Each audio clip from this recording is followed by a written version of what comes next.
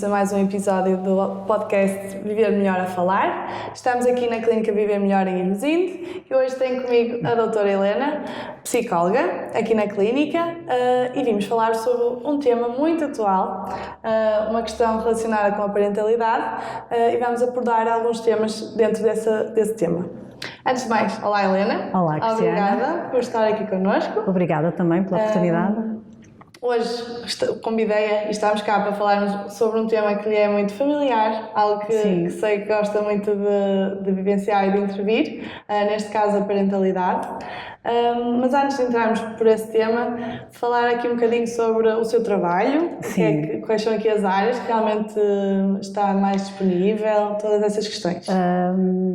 Efetivamente estou disponível para todas as situações e vários públicos-alvo de diferentes faixas etárias.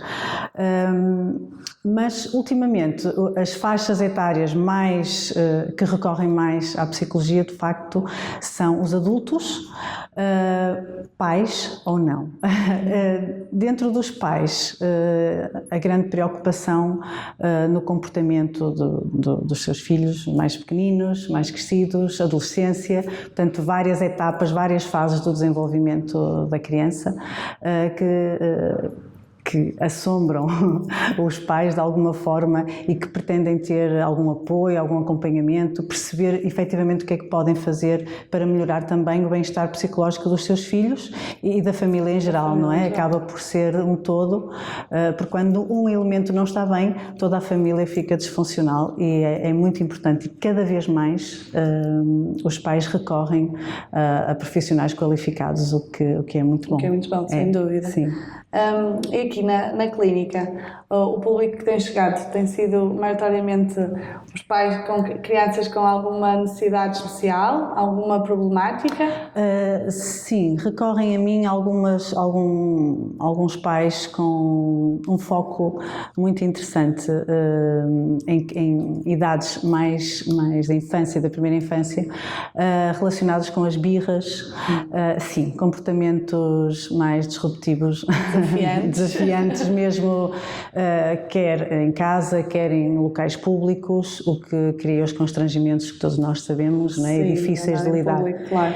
Efetivamente, dentro desse âmbito, as técnicas da parentalidade positiva atuam aqui de uma forma muito interessante, ajudando os pais com ferramentas úteis e possíveis de aplicar no seu dia-a-dia. É evidente que cada família tem a sua dinâmica, claro, e tem o seu formato e nós temos que respeitar e não ir por uma cartilha geral, não é? Uma receita que não existe. É importante o psicólogo adequar a intervenção à dinâmica e à logística familiar. Isso é fundamental para o sucesso, quer dos pais, quer do nosso trabalho também, não é? Queremos sucesso. E atualmente vivemos numa época em que há aqui vários modelos de família, não é? Sim. Temos sempre essa questão e essas vertentes para lidar muitas vezes, mas acredito que os que chegam normalmente são a família comum, sim, pai, uma mãe, um filho que de certa forma está aqui a ter alguma rotina mais desafiante, sim. E por isso procuram esta ajuda. Sim, também temos um outro caso monoparental, mas maioritariamente sim, são pai e mãe e que se deparam com a dificuldade de lidar com os pequeninos, muitas vezes mesmo pequeninos, 2, 3 anos e já tão desafiantes, que de facto é importante dotar os pais de ferramentas para ajudar os seus pequenitos a regular as emoções. Nestas idades, os pequeninos não sabem... Não têm ferramentas, não sabem o que estão a sentir. Não sabem o que estão a sentir e de que forma é que manifestam. Muitas vezes manifestam, a maior parte das vezes, com birras, com comportamentos desafiantes, e os pais muitas vezes levam esse comportamento para o comportamento provocador do próprio adulto, e de facto não é. A criança não está a provocar o pai ou a mãe, a criança está simplesmente a manifestar da forma que sabe. não tem recursos emocionais para fazer de outra forma, não é? Portanto, essa é a forma de manifestar.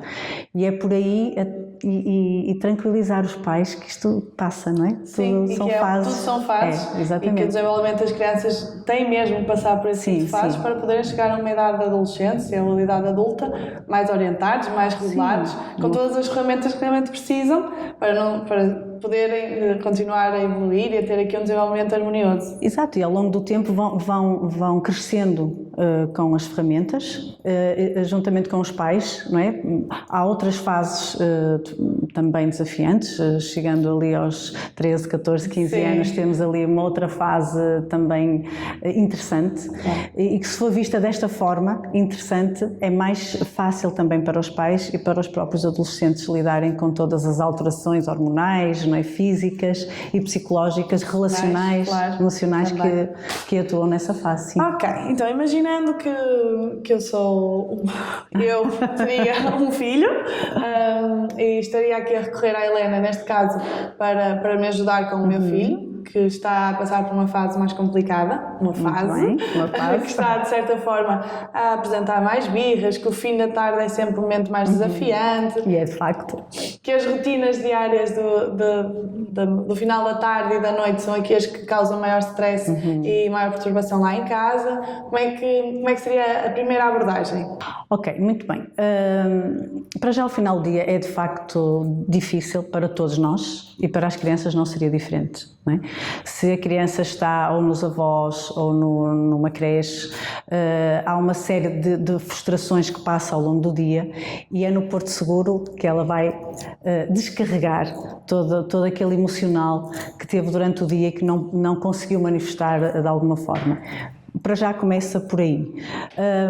Os pais, o colo é fundamental, a afetividade é fundamental. É fundamental os pais mostrarem constantemente, e nunca é demais, e não é, isso é mimo a mais, não é?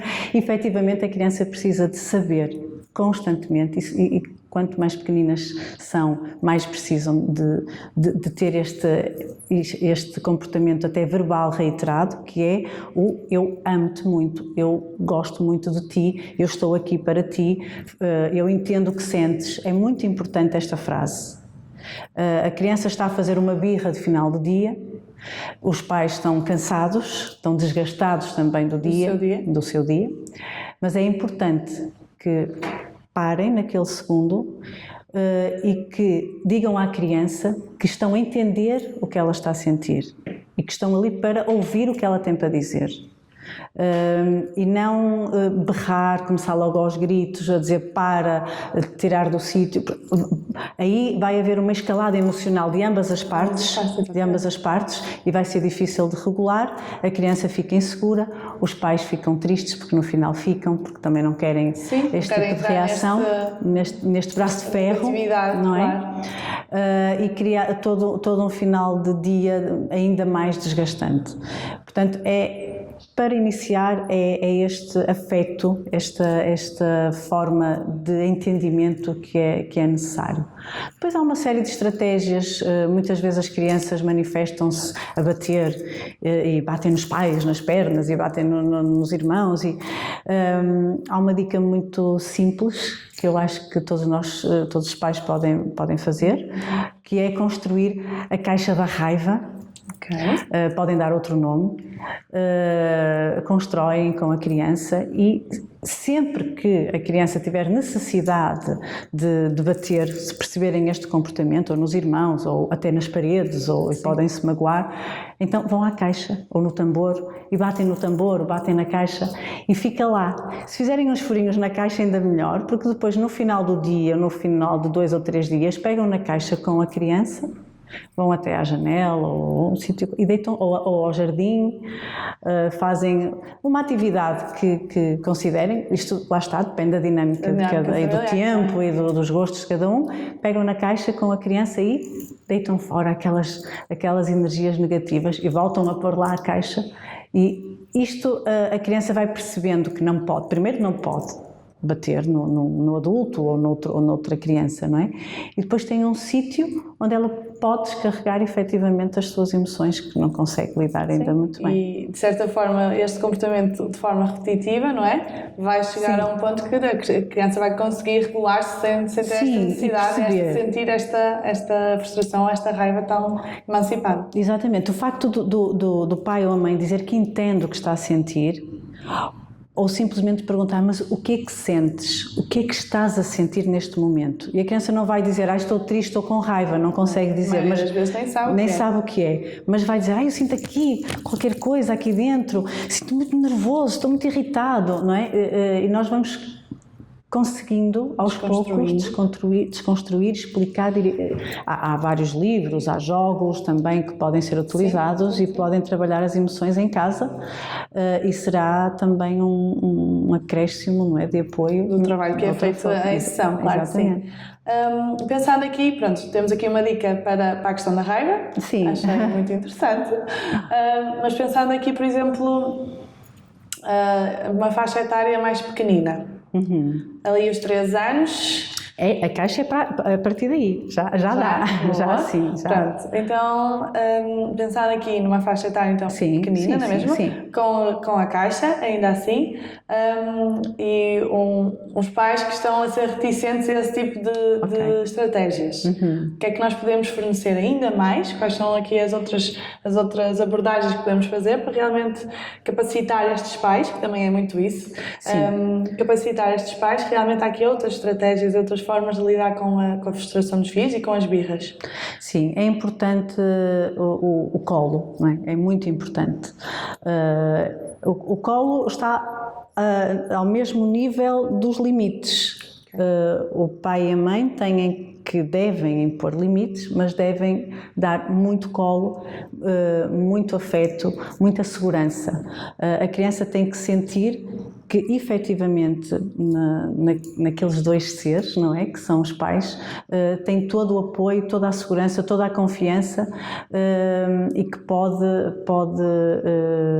descansar, ou seja, pode deixar cair a armadura que durante o dia existiu, porque os pequeninos também têm as suas armaduras, não é? Como todos nós, mas eles também têm, e durante o dia têm que lidar muito com situações... E sozinhos, não é? Sozinhos e não sabem como, não é? E vão enchendo, não é? E esse saquinho são os pais que têm que ajudar os pequeninos a abrir no final do dia com muito mimo, muito calor, muito amor, muitas palavras boas, muito elogio. É muito importante elogiar as crianças. Elas fazem algo de errado, ok, dizer que não está bem, mas quando fazem algo de bom também elogiar na mesma medida ou até mais. É importante, a criança tem que crescer com a sua autoestima bem lá em cima. E os pais têm aqui este papel fundamental, porque são realmente aqui os adultos e as figuras de vinculação que... Aliás, são os pais são o exemplo, e isto é também um desafio muito grande para os pais, porque efetivamente eles têm que fazer aquilo que querem que as crianças façam e sejam. Não basta dizer. Sim, não basta dizer. É uma luta atualmente. Porque muitas vezes dizemos, mas não fazemos. Não fazemos. Não pode. E as crianças aprendem muito pelo exemplo. Exatamente. Muito mais do que pelas palavras. Não é? O verbal, ok, mas o que é que eles viram do exemplo físico, não é? Claro, do concreto. Aliás, as crianças estão muito também no concreto. Portanto, é importante que vejam aquilo que deve ser feito. Deve ser feito, sim. Pensando agora aqui, pronto, estivemos a abordar aqui algumas estratégias e algumas abordagens aqui para questões mais desafiantes, e estamos a entrar aqui na parte da parentalidade positiva, um chavão atualmente. Sim. O que é que nós podemos dizer como parentalidade positiva? O que é que essa prática em si engloba? Bom, essa prática, de facto...